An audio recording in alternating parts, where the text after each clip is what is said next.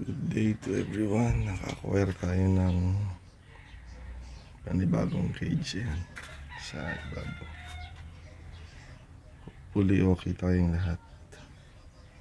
So meron akong i-share sa mga katulad nating baguhan about sa sa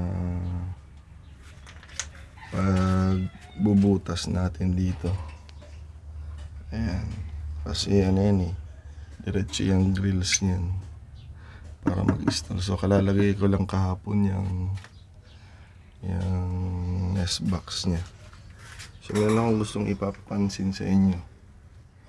Ayan, pansinin ninyo yung mga butas niya.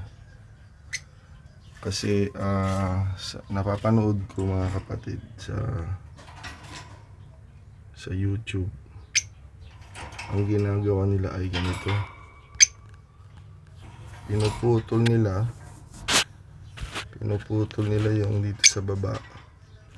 Yan, daming puputulin, 1, 2, 3, 4, 5. Tapos puputulin ulit dito. Tapos kikikilin. So napansin ko mas madali isa na lang yung putulin mo. So ang pinutol ko na lang dito sa gitna. Ayan, 1, 2, 3, isang putol lang. Tapos para tumigas itong bilog, ayan, i-wrap mo siya. Ayan o, nakaipit siya. So matibay itong bilog na yan. Okay, hindi siya nakasalalay lang sa hinang dito. Kung hindi, ni-wrap mo siya, mas matibay na siya. At ulitin ko, mas madali dahil isang putol lang, cutter lang kailangan mo. Kailangan mo na siyang, kayang-kaya mo na siyang i-bend. Mas matibay pa at hindi makakasugat yan, no? Kung may nakalimutan kang kikilin o lihain, hindi nakakasugat siya. Oh. Kaya yan ay isang mas mabilis, mas madali. Okay, imagine dito ka na lang magpuputol sa gitna, oh. Dito, ayan, sa gitna, putulin mo sa gitna, 1, 2, 3, 4. Yun lang. Unlike pag magputol ka na dito, putol ka dito, puputol na naman sa taas, kailangan mo pang liyahin, kikilin, ano mamang mga file na gamitin mo para maging smooth, hindi makasugat.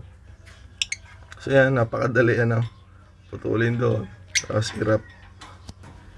Ayan, mas safe pa, mas mabilis pa, at titibay pa itong bilog na ito. Yung bilog na yan, kasi nakahinang na siya, nakayakap pa itong pinutol na so yun lang.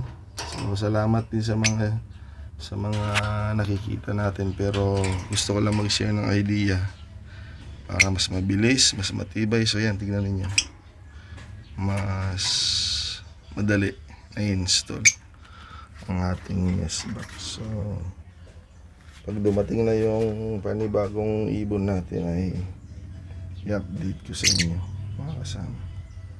So yun lang. God bless everyone. Keep sharing our ideas para sa iba. God bless.